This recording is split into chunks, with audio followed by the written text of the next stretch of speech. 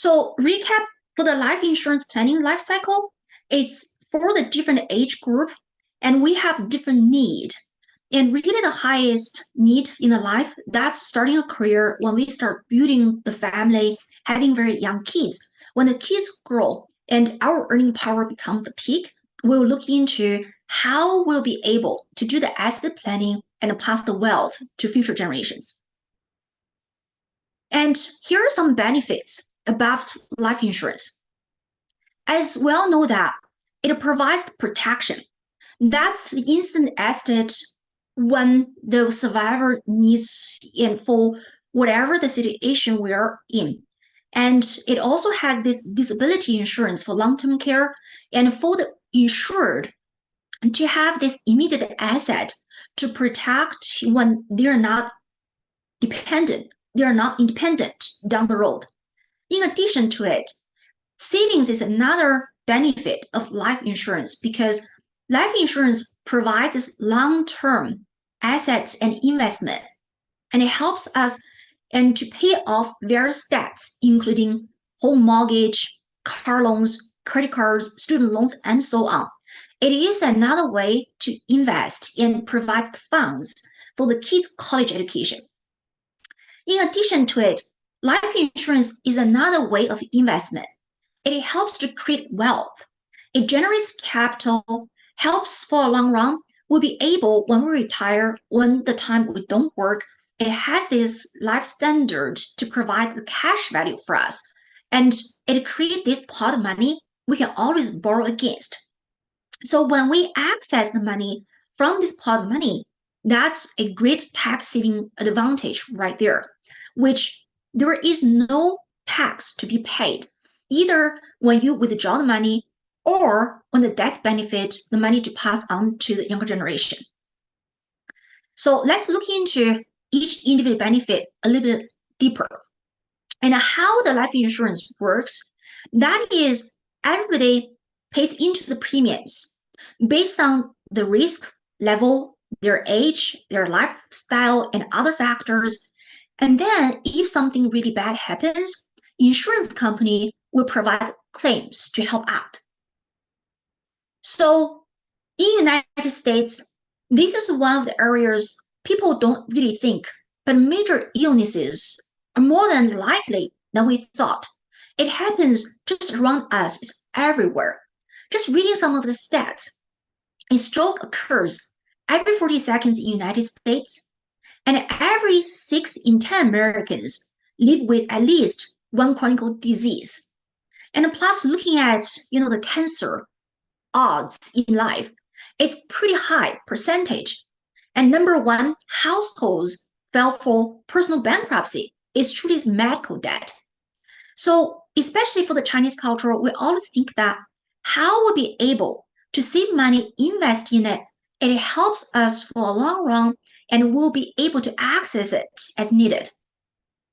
Just think about the long-term care needs. A person, if this person cannot handle 2 activities among any of those between transferring, toileting, contingency, and bathing, dressing, etc. So it's very unfortunate people will get aging, and some of these people will experience and will have long-term care needs. Well, let's take a look at costs of supporting long-term care. In 2016, the cost per month was roughly about less than $8,000. Well, in about 12 years, that cost almost double what it used to be. When we retire a little bit later down the road, in the 2050s, the cost will be $25,000. So depending on the length of the long-term care needs, the total cost can be very large. So looking at historically, it would cost about $500,000. But when we retire, for the similar time frame, the cost will be multiple times, reaching almost $2 million. So let's look at the second benefit as savings. And when we look at family foundation for the financial side, and we always think about, hey, we have to have some emergency funds and cover our daily living. and then we'll be able to save some money, do some investment. By the way, if we're able to do vacation, entertainment, and travel overseas, whatever. And lastly, and when we reach the age, we can look into how we handle estate planning. So no matter what, we have to have this foundation and to have our basics covered. We normally have car insurance, we have home insurance, they're all required, most essential. And health insurance, if we don't have it, we'll be panic. As earlier we mentioned, the health issue is really the number one reason for lots of families get broke. And lastly, life. And life insurance, though not everybody has it, it is so critical to have this coverage because no matter how much money we have earned, no matter how well and whatever material life we have got, the fundamental is the life. We hope we're healthy, we're good. So next benefit about wealth creation. And we all know that in the United States, well, we're trying to build wealth. Unfortunately, there are several areas that which we cannot control. Number one, inflation. No matter how much each year our salaries are increasing by a small percentage, and we're facing much higher inflation. In last year, the inflation has been reaching 12% or higher. So the salary increases may not even beat inflation. On the other hand, it's market risk. Market risk fluctuates a lot. It really depends on what the industry, what the entire market is doing. And when we need the money, it may not be the market at the best time for us, and nobody can control that big risk. On the other hand, tax. And that's what we'll all do on the tax strategy because no one will be avoiding tax. We are only looking at how we'll be able to mitigate and lower the tax liabilities by using various accounting strategies, but nobody can avoid it. Lastly, health. It truly depends on what lifestyle we have got and how healthy we are and whether we'll be able to have longevity, very healthy and comfortable lifestyle. So when you look at market risks, certainly, if we look at a long time span over the years, right? And you can say, look, the market back then, it was very low. And over the years, decades time, the market is going up. True, no problem. But the time depends on when we enter into the market versus when we exit market. Because even from a long run lifespan, and the market is very long, it's going in the uptrend, but depends on the timing we get into the market, we may not be the one who will win a lot of money from the market. I know several of you may have the stock investment experience. And when we start doing this short-term trade, right? And it truly depends on the timing of it. And even last year, when we look at this S&P 500, a year ago, it was roughly about 3,000 points. But in more recent time, it's reaching to 4,000. The question would be, no one knew at the time you enter into the market whether it's the best timing or not. You could enter the market right here.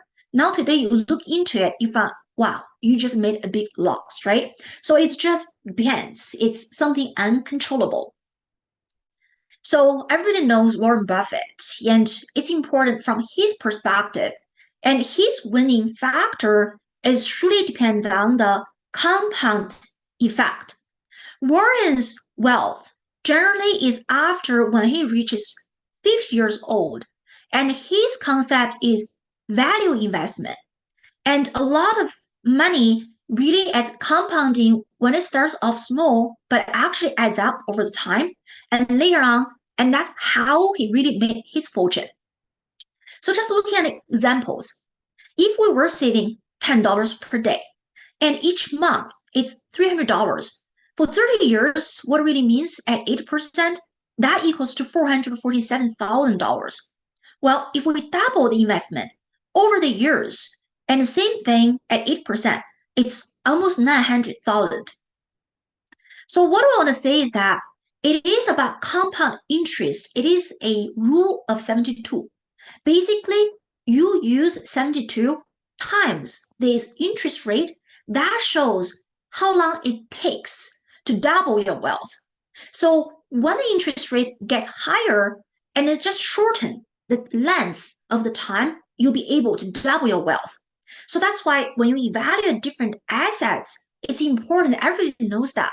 We want higher interest rate, have a better return. That just helps us to grow the wealth much faster. So some key facts about investing. If, and we all know we want to take some risks if we want to, and we can throw the money into the stock market, but really depends on when the timing we go into the market. So if our principal is $100 when the market goes down by 50%, and next year goes up by 50%, all in all, you look at this math, even it is a huge kind of like, gain looking at as 50%, but we're still losing as, comparing the principal, right now, we're losing quite a bit of money. And likewise, when you go into the market, into this, going uptrend market, it looks like, yes, we're gaining 50%, that's looking really good. But next year, once fluctuated, right? That's actually showing that our principal is hurting as well. So forget about those very, very high percentage of growth. It's important to have this constant cash flow, to have a steady type of return, even it doesn't sounds like it's 40%, 50%, even 80%. But if you look at this every time, when the market goes very well, we have 10% growth, and your principal equals to $110. When the market goes down, and the insurance company gives you as a floor, which means that your principal doesn't lose, and that's 0%.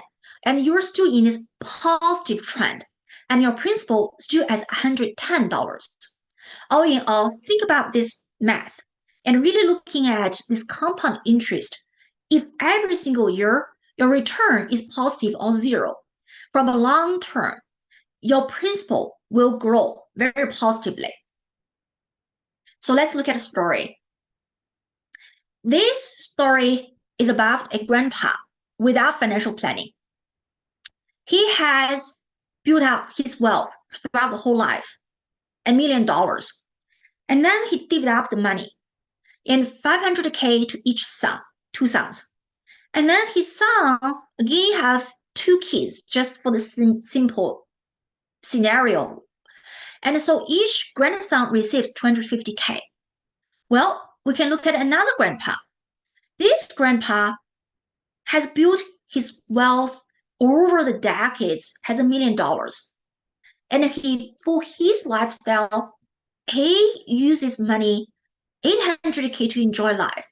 And then he purchases a policy, an insurance policy, at a cost of 200K, which gives him $2 million death benefits. So this $2 million has been the tax-free and divvied up between the two sons. So each son receives $1 million, which already double compared to this scenario.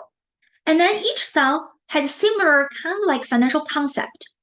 Enjoys life 800K and then costs 200K to purchase life insurance, right? So all in all, look at this scenario.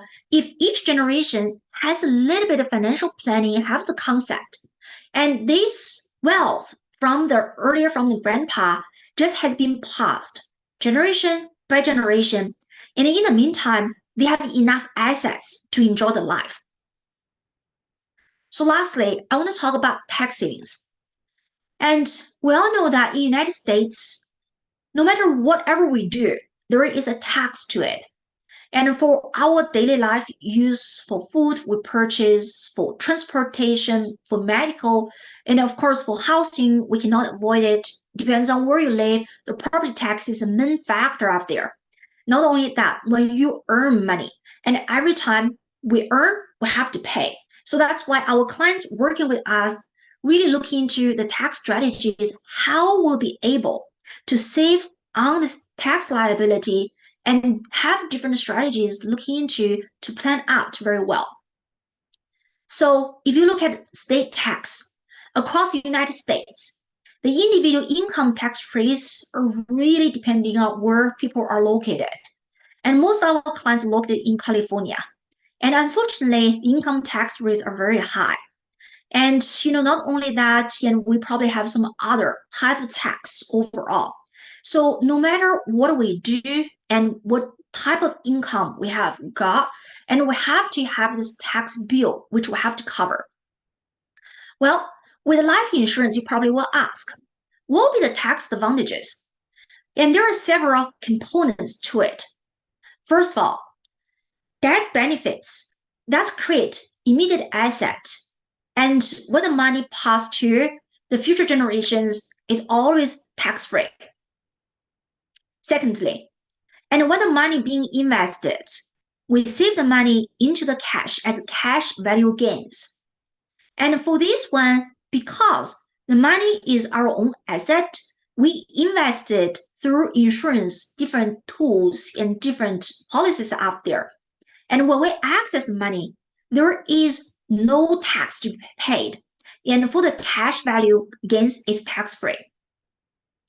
So thirdly, and because it's universal life insurance, it truly depends on when we need to withdraw the money.